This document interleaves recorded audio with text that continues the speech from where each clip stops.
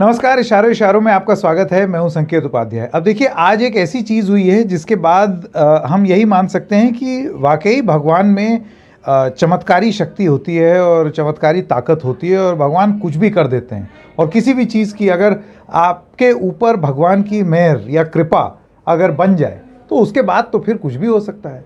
जैसे कि आप देखते होंगे हिंदी फिल्मों में लोग नाराज़ हो जाते थे भगवान से और मंदिर की घंटियां ऐसे ऐसे हवा से घूमने लगती थी और बोलते थे कि पुरानी फिल्मों में याद कीजिए, तू तो बड़ा कहता था ऐसे होगा वैसे होगा, इतने में फिर एक घंटी बजती है या नारियल गिरता है और आदमी सोचता है कि वाह चमत्कार हो गया। उसके बाद फिर लोग कुछ अच्छा होता है उसके लिए भगवान से मन्नत मांगते हैं। लेकिन वफादारी की मन्नत और वफादारी पर भगवान का मत राजनीति में, ये तो बहुत टाइम में पहली बार ऐसा सुनने को मिला है। और हम ये चीज़ क्यों बोल रहे हैं, क्योंकि आज गोवा में जो हुआ उसमें एक बड़ा विचित्र स्पष्टीकरण जो कांग्रेस से बीजेपी में गए हैं उन लोगों ने दिया। दरअसल हुआ क्या कि जब गोवा के चुनाव हो रहे थे इस साल की शुरुआत में, उस समय हमने देखा कि कई पार्टियां जो हैं वो अपने अपने जो कैंडिडेट्स थे उनको शपथ दिलवा रही थी कि हम हमेशा पार्टी के प्रति वफादार रहेंगे, प्लेज ऑफ लॉयल्टी, कि हम वफादार रहेंगे और हम हमेशा पार्टी के साथ रहेंगे और हम कभी किसी और दल के झांसे में नहीं आएंगे। और ये सब तमाम चीज़ें हुई। कुछ उसमें से चुनाव हार गए, कुछ जीत गए। कांग्रेस की खास तौर से अगर बात करें तो कांग्रेस के बहुत सारे लोग हार गए, बीजेपी की दोबारा सरकार बन गई।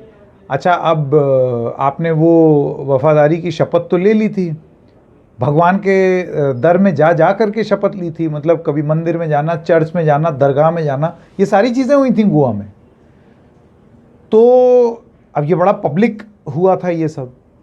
तो फिर ऐसे में जब आज 11 में से 8 विधायक कांग्रेस के टूट के बीजेपी में शामिल हो गए तो ये सवाल उठना लाजमी था कि क्या हुआ तेरा वो वादा, भगवान के दर में जाकर के जो शपथ ली उसका क्या हुआ? भूल गए? भगवान को जुठला दिया? भगवान के यहाँ जाके झूठी कसम खा ली? ये सब सवाल पूछे जाने लगे। ऐसे में ये जो अब बीजेपी के हो गए हैं, जो पहले कांग्रेस के एमएलए थे, उन्होंने क्या कहा? उनका ये कहना था कि एक्चुअली हम लोगों ने शपथ तो ली थी, वफादारी की भी शपथ ली थी और हमने भगवान के पास जाकर के भी वफादारी की शपथ ली थी और उसके बाद हम वफादारी के साथ हमने चुनाव भी लड़ा और उसके बाद वफादारी के साथ हम विधायक भी बने। लेकिन 4 महीने 5 महीने बाद हमको ऐसा महसूस होने लगा कि कुछ गलत हो रहा है और हमें मज़ा नहीं आ रहा और हमें ये नहीं हो रहा, वो नहीं हो रहा, और गुलाम नबी आज़ाद साहब चले गए तो हमें बड़ा ख़राब लगा और पार्टी में मज़ा नहीं आ रहा।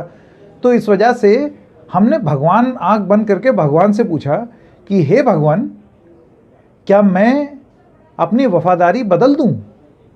क्या मैं बीजेपी में शामिल हो जाऊं? और भगवान, और ये मैं मन से नहीं बना रहा हूं, कहीं आप ये सोच रहे हो कि मैं आपको मन गढ़ंत कहानी सुना रहा हूं, नहीं।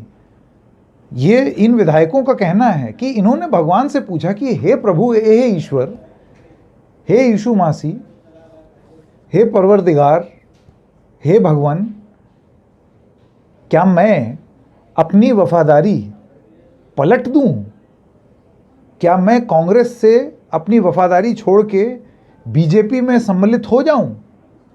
और इन विधायकों का ये कहना है कि भगवान इनके स्वप्न में आकर इनको ये आशीर्वाद दे गए कि हाँ जाओ, गो अहेड, जाओ और जिस पार्टी में शामिल होना चाहते हो जाओ। तो भगवान का आशीर्वाद वफादारी पलटने में इन विधायकों का कहना है इनके साथ था।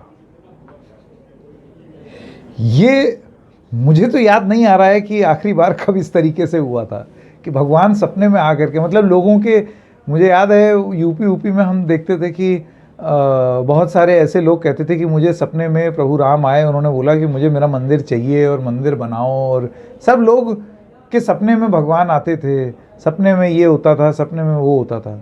लेकिन सपने में भगवान ये कह रहे हैं कि तुम अपनी पार्टी बदल दो। ये तो एकदम ही नया फॉर्मेट आ गया भाई। अब आज के बाद जिस को ऑपरेशन कमल का हिस्सा होना होगा वो सीधे बोल सकता है कि मैंने तो भगवान से बात कर ली, भगवान से मेरी बात हुई थी, उन्होंने बोला गो अहेड। तो फिर हम तुच्छ मनुष्य क्या कौन होते हैं? हम कौन होते हैं ये कहने वाले? भगवान की मर्जी के आगे हम क्या? हमको तो भगवान ने गो अहेड दे दी। ये तो एकदम ही नई बात गोवा की राजनीति ने शुरू की है। मुझे ऐसे लगता है इसके बड़े दूरगामी परिणाम होंगे।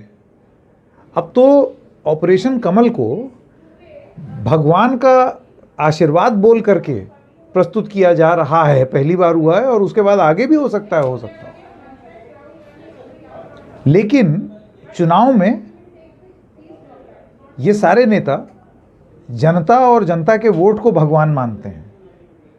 तो जब जनता की अदालत में जाएंगे और जब जनता में इनको भगवान दिखने लगेंगे, तब उसका नतीजा क्या आएगा ये देखना होगा।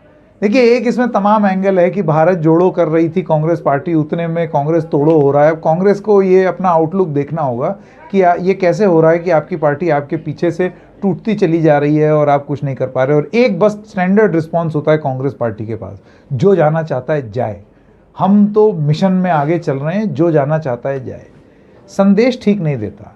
राजनीति जो है वो एक छवि का खेल है, परसेप्शन। ऐसे में आप जब भारत जोड़ो करेंगे और उसमें आपके अपने ही लोग छोड़ के जाएंगे, भारत जोड़ो में पार्टी छोड़ो अभियान जब होने लगेगा तो ये बड़ी खराब छवि प्रस्तुत करेगा पार्टी की। लेकिन हमको ये लगा ये तो एक एंगल है ही, ये जो नया भगवान वाला एंगल लेकर के आए हैं लोग, इसका तो कोई तोड़ ही नहीं है।